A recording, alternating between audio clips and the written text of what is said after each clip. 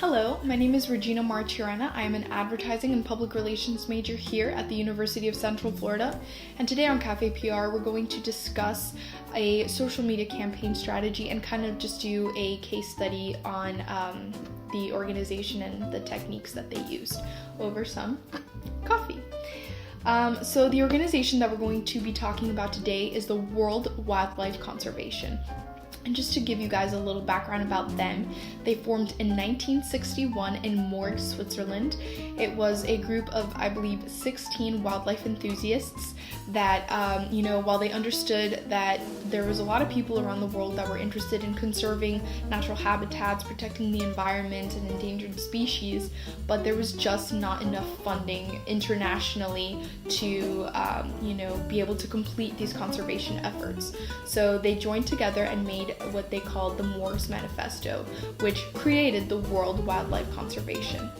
This organization is basically an international fundraising organization that wants to provide that financial support to be able to complete all of the projects and stuff like that will help the earth and endangered species and nature and all that good stuff.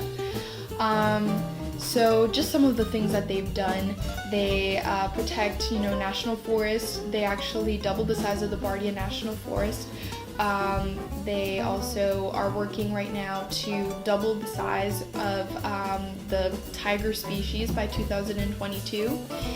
They also look at ways to make computers more efficiently, so there's less greenhouse emissions and gases and stuff like that. So they're very involved in multiple areas of conservation.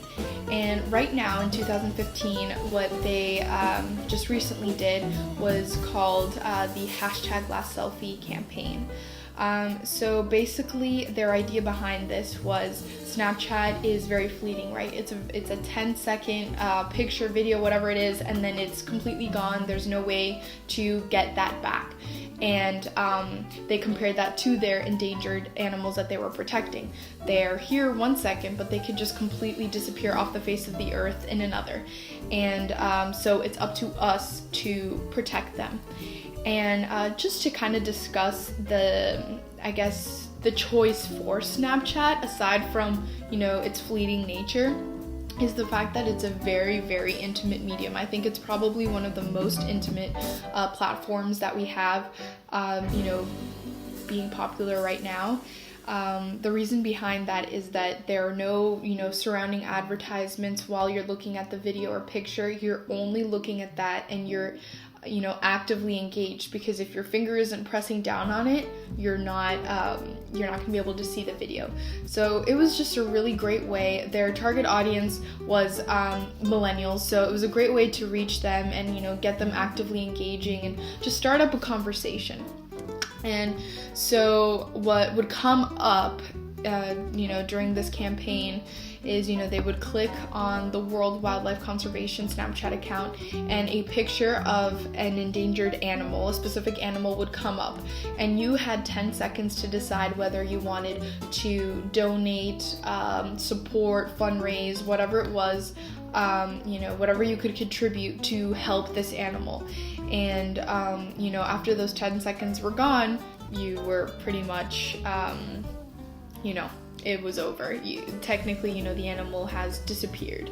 And, it was very powerful. It charged audiences, with that sense of urgency, which is really important in advertising. And it had a great response. I believe their fundraising and donations and stuff like that, they were completely off the roof. Aside from, the success of it, it was very simple and very cost effective for them.